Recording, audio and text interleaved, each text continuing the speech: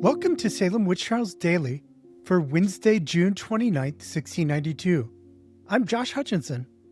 This is Sarah Jack. Today, the trial of Sarah Good concluded. Rebecca Nurse and Susannah Martin stood trial, and Elizabeth Howe faced the grand jury. In Salem Village, Samuel Parris recorded the death of the infant child of Anne Douglas. He wrote that the child was killed by witchcraft, I doubt not. In Salem, Abigail and Deliverance Hobbs were reexamined. Deliverance testified that she and Abigail both attended the general meeting of the witches in Reverend Samuel Parris's field, where George Burroughs preached and administered the sacrament. Abigail claimed that last Friday, John Proctor was in a room with her in the jail and told her that she was better to afflict others than to be afflicted herself, and that she should not be hanged. He allegedly guided her hand to touch the devil's book, something she had told the court that she had already done by herself. And Abigail said that John Proctor brought her a poppet and a thorn, encouraging her to afflict Ann Putnam Jr. And Sarah Good's trial, which began yesterday, finished today in Salem with new evidence presented by Henry Herrick, Jonathan Batchelor, Mary Abbey, Samuel Abbey, and Samuel Sibley. Thomas Newton and Stephen Sewell wrote a very long summary of the evidence against Sarah Good. It began with Tituba's confession and ended with Samuel Braybrook's statement that Sarah Good told him she would not confess unless witchcraft was proven against her. Henry Herrick testified that in March 1690, Sarah Good asked to lodge at his father Zachariah's house and was denied. Sarah left muttering, and Zachariah Herrick ordered his son Henry and his grandson, Jonathan Batchelor, to follow her, so that she would not enter their barn where her pipe might cause a fire. Sarah paused near the barn, and Jonathan told her to leave. She said that it would cost Zachariah Herrick one or two of his best cows. And Jonathan testified that a week later, two of the cows were mysteriously removed from their places, swapped for younger cattle. Since then, several of their cattle were let loose in a strange manner. Samuel and Mary Abbey testified that in 1689, William and Sarah Good lodged with them. However, Sarah was so turbulent in spirit, spiteful, and so maliciously bent that they could not suffer her to live in their house any longer, and were forced, for quietness' sake, to turn Sarah and William out after about 6 months. That winter, the Abbey's cattle began to die, several in an unusual manner, in a drooping condition, and yet they would eat. The Abbeys lost 17 cattle within 2 years, as well as sheep and hogs. According to an account given to the Abbeys by William Good, in May of 1691, when he learned of the Abbeys losing 2 cows within half an hour, he spoke to his wife, and she said she did not care if the Abbeys lost all the cattle they had. On March 1st, 1692, the day Sarah Good was arrested for witchcraft, one of the Abbey's cows could not get up by herself, but since Sarah was arrested, that cow was well. Samuel Sibley also testified against Sarah Good, saying that he was at Dr. Grigg's house on March 1st after Sarah Good was examined by the Salem magistrates. Elizabeth Hubbard was home there at her uncle's house and said, quote, "There stands Sarah Good upon the table by you, with all her naked breasts and barefooted, bare-legged. Oh, nasty slut, if I had something, I would kill her." Then Samuel struck with a staff where Elizabeth said Sarah Good stood, and Elizabeth Hubbard cried out, "You have hit her right across the back. You have almost killed her. If anybody was there, they might see it." Sarah Good was convicted of afflicting Sarah Bibber, Elizabeth Hubbard, and Ann Putnam Jr. She would be sentenced to death, which was customary in witchcraft cases under both English law and Massachusetts law. However, prior to the Salem witch trials, courts in Massachusetts had sometimes been merciful and issued alternative sentences, such as house arrest and imprisonment. But the court of Oyer and Terminer, which sat in Salem in 1692, did not know the word mercy. Rebecca Nurse had been indicted on June 3rd for supposedly afflicting Ann Putnam Jr., Mary Walcott, Elizabeth Hubbard, and Abigail Williams. For whatever reasons, the judges of the court of Oyer and Terminer chose not to try Rebecca immediately, which they had done with Bridget Bishop, who was indicted and tried on June 2nd. Rebecca waited nearly 4 more weeks in jail, knowing her trial was coming, which must have been a frightening time for her. Today, June 29th, old testimony was read for the trial jury and new testimony was introduced. Sarah Stevens and Marjorie Pask said that Jemima Ray, the 11-year-old daughter of Daniel Ray and Hephzibah Peabody Ray, was afflicted, and in her fits she cried out upon Rebecca Nurse, Sarah Cloyce, and Faith Black. Jemima repeated her allegations against the 3 specters over the course of 6 or 7 fits, which followed one after another. According to Jemima, Sarah Cloyce's specter wanted Jemima to afflict people. So Jemima asked Sarah Stevens and Marjorie Pask to hold her hands so that she would not harm anyone. Sarah Bibber, Sarah Holton, Hannah Ingersoll, Nathaniel Ingersoll, Samuel Parris, Edward Putnam, and Thomas Putnam were deposed against Rebecca Nurse. Sarah Bibber testified that on May 2nd, she saw the apparition of Rebecca Nurse, the wife of Francis Nurse Sr., most grievously torture and afflict the bodies of Mary Walcott, Mercy Lewis, and Abigail Williams by pinching them and almost choking them to death. Sarah herself was not hurt by the specter until June 27th, when the apparition of Rebecca Nurse did most grievously torment her by pinching her and almost choking her several times. Sarah Holton, the widow of Benjamin Holton, testified that her husband died in the summer of 1689.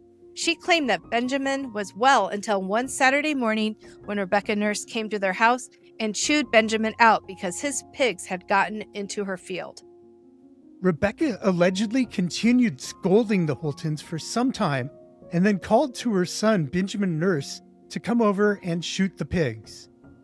Within a short time, according to the testimony, Benjamin Holton was taken ill, and he had a strange fit in the entryway and couldn't see. Then, 2 weeks before he died, he had strange and violent fits, acting much like to our poor bewitched persons when we thought they would have died. The doctor visited and could not identify the cause of Benjamin's ailment. The night before Benjamin died, he was again most violently seized upon with violent fits till the next night. About midnight, he departed this life by a cruel death. Hannah and Nathaniel Ingersoll testified that they were very conversant with Benjamin Holton for above a week before he died, and he acted in a very strange manner with most violent fits, acting much like our poor bewitched persons when we thought they would have died, though then we had no suspicion of witchcraft amongst us. And he died a most violent death with dreadful fits, and the doctor that was with him said he could not tell what his distemper was, and he died about 2 days before Rebecca Shepherd. Rebecca Shepherd was the daughter of Captain John Putnam Sr. and Rebecca Prince Putnam, making her the first cousin of Sergeant Thomas Putnam. She died in 1689 at the age of 35 or 36. In 1692, her death was sometimes attributed to witchcraft. Ann Putnam Sr. had testified on June 2nd that the shape of Rebecca Nurse confessed to killing Benjamin Holton, John Fuller, and Rebecca Shepherd. Samuel Parris and Captain John Putnam Sr. were deposed against Rebecca Nurse and Martha Carrier. They said that on June 18th, they were at Jonathan Putnam's house because he was very ill. After a while, they sent for Mercy Lewis to tell them which specters tormented Jonathan. When Mercy got to the house, she was struck speechless. They asked her to hold her hand up if she saw any witches, and she lifted her hand. Then she fell into a trance. When she came around, she said she saw Rebecca Nurse and Martha Carrier holding Jonathan's head. Hannah Putnam and John Putnam Jr. were deposed against the 3 town sisters Rebecca Nurse, Mary Esty, and Sarah Cloyce. The Putnams said that their child died in the middle of April 1692 after getting sick when it was about 8 weeks old. John said that he reported that he had heard something about Joanna Town, the mother of Rebecca, Mary, and Sarah, which was a rumor he had got from Ann Putnam Sr. A while later, he was afflicted himself, but he was well again soon. Then soon after that, the child was taken about midnight with strange and violent fits, which did most grievously frighten the Putnams so that they sent for John's mom, Elizabeth Putnam, who they referred to as Mother Putnam. She declared that an evil hand was upon the child. The Putnams called for a doctor too, but everything he tried failed.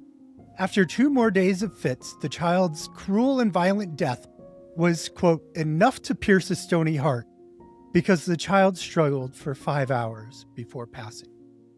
Samuel Parris also testified with Nathaniel Ingersoll and Thomas Putnam that Ann Putnam Sr. and her daughter Ann Jr. and Mary Walcott and Abigail Williams were several times grievously tortured during the examination of Rebecca Nurse on March 24th. According to the deposition, the afflicted were pinched when Rebecca's hands were free and were tortured upon the motion of her head and fingers. They also testified that at the examination, the afflicted said that they saw the devil whispering in Rebecca Nurse's ear as birds fluttered around her. Many people testified in defense of Rebecca Nurse. Her daughter-in-law Sarah Nurse testified that when she was in court today, she saw Sarah Bibber, a key witness against Rebecca, pull pins out of her clothes and stick them in herself before crying out that Rebecca pricked her. And John and Lydia Porter said that Sarah Bibber had lived with them at one point, and they observed her to be a woman of an unruly, turbulent spirit and double-tongued. She would fall into strange fits when she was crossed.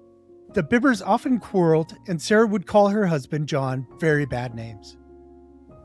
Joseph Fowler testified that the Bibbers had also boarded at his house for a while. He, quote, did observe and take notice that Goodwife Bibber was a woman who was very idle in her calling and very much given to tattling and tale-bearing, making mischief amongst her neighbors, and very much given to speak bad words and would call her husband bad names, and was a woman of a very turbulent, unruly spirit.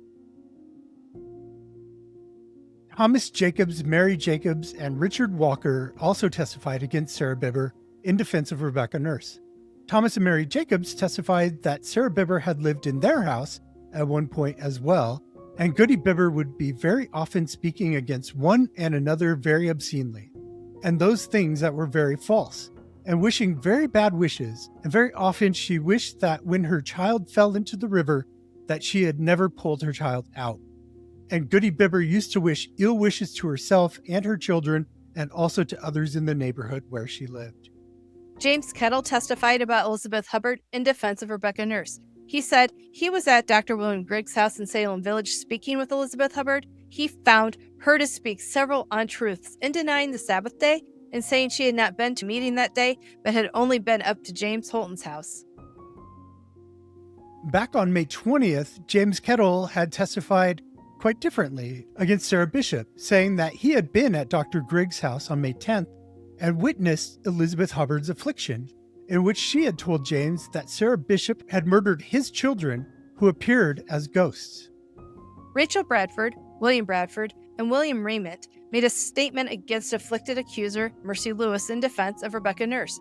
They said that in early 1690, Mercy Lewis stayed with the Bradfords, who were William Raymond's neighbors, for 3 months, during which William and the Bradfords often observed Mercy Lewis lying and sticking to falsehoods.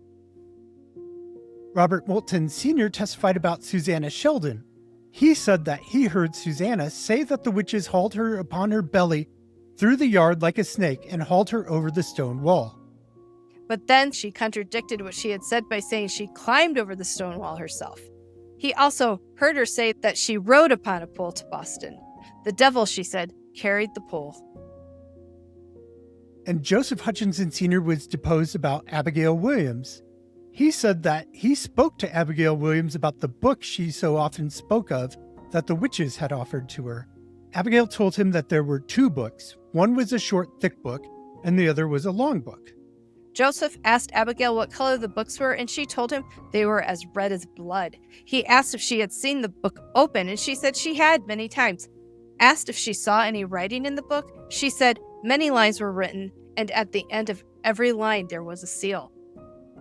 Joseph then asked Abigail who brought the book to her, and she said it was the devil, with whom she could speak as well as she could with Joseph, because she didn't fear the devil.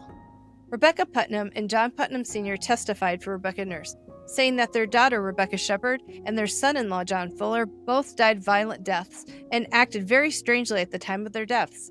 However, the Putnams did not suspect witchcraft because they believed that John and Rebecca had died of malignant fevers. They could not accuse Rebecca Nurse of having anything to do with the deaths. And Nathaniel Putnam Sr. was a character witness in support of Rebecca Nurse. He said that he had never seen her act out of character for someone who had made a profession of faith. She had raised her large family well and educated her children, who now showed signs of godliness. He knew of disagreements Rebecca had with neighbors, but none other than Sarah Holton had accused her of witchcraft. After hearing all of this testimony for and against Rebecca Nurse, the trial jury found her not guilty. According to a later testimony, the afflicted people totally lost it and cried out loudly when they heard the verdict. Chief Justice William Stoughton was also dissatisfied with the verdict, to say the least. He instructed the jury to go back and deliberate again. He said that when Rebecca was brought into the room and saw Abigail and Deliverance Hobbs there, she said, "What? Do these persons give in evidence against me now? They used to come amongst us." After a while, juryman Thomas Fisk returned to the court to ask Rebecca what she had meant by what she said, but she did not respond to him. Justice Stoughton sent the jury back to deliberate more. When they had finished, they pronounced Rebecca Nurse guilty of witchcraft. She was subsequently sentenced to death, joining Sarah Good. And the grand jury hearing and trial of Susannah Martin were also held on this ruthlessly efficient day. She was arrested for witchcraft on May 2nd for allegedly afflicting Mary Walcott, Ann Putnam Jr., Abigail Walcott, and Mercy Lewis. She was indicted June 29th for afflicting Mary Walcott and Mercy Lewis only. The indictments named Samuel Parris, Sarah Bibber, Elizabeth Hubbard, and Ann Putnam Jr. as witnesses. Previous testimonies were read in court for the grand jury, as well as some new testimony. Joseph Knight and Elizabeth Clark were deposed against Susannah Martin. Joseph testified that on October 20th, 1686, he and Nathaniel Clark Jr. were in the woods to gather their horses when Susannah Martin approached. A small dog ran by Susannah's side until she picked it up and carried it under her arm for a while.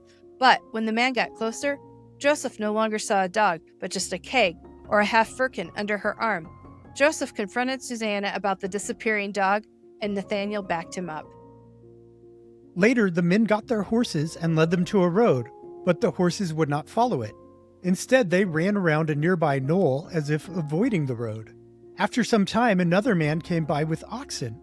They also seemed afraid to follow the road, but did eventually make it when he forced them to. After the oxen did it, the horses were soon able to follow the road.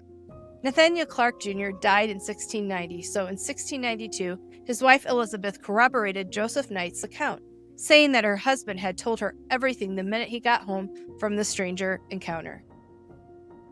Elizabeth also said that on that day, while the men were still out, Susannah Martin came to the Clark home and the Clark's dog bit her. She allegedly said it was a churl like its master. Sarah and John Atkinson also testified against Susannah Martin. John said that 5 years ago, one of Susannah Martin's sons traded cows with him, with John giving the son a cow that he had purchased from Ansbury minister Thomas Wells. When John went to collect the cow he had traded for, Susannah Martin muttered that she didn't want him to have it. The cow was so agitated that John and whoever was helping him could hardly get her to move. She broke all the ropes tied to her, and the men tried to halter her to a tree 2 or 3 times, but she broke the trees and ran off. John and company eventually got the cow to the ferry. They had great trouble getting her on board, but once she was on the boat, she was incredibly tame. Sarah Atkinson said that in the spring, 18 whole years ago, Susannah Martin walked from Amesbury to their house in Newbury in an extraordinary dirty season when it was not fit for any person to travel. When Susannah came inside, Sarah asked her how she was able to travel by foot in such conditions. Sarah told her children to make room for Susannah to dry herself by the fire, but Susannah said she was as dry as Sarah, who had praised Susannah and could not see any wetness even on her shoes. Sarah said that she would have been wet up to her knees if she had traveled so far on foot. Susannah replied that she didn't like to have a drabbled tail, one that had been made wet and dirty by walking through mud. After hearing the evidence, the grand jury decided there was enough to go to trial and marked the indictments against Susannah Martin Bill of Vera, true bill. Then the evidence was presented to the trial jury, which delivered a guilty verdict.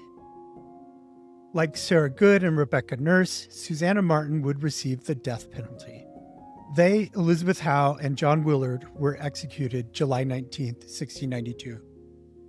And finally, the court began the grand jury hearing for Elizabeth Howe. The court wrote out a list of 12 witnesses against her. Testimony was read in court, and the grand jury indicted her for supposedly afflicting Mary Walcott and Mercy Lewis. She had initially been arrested on May 29th, having been charged with afflicting Mary Walcott, Abigail Williams, and unnamed others.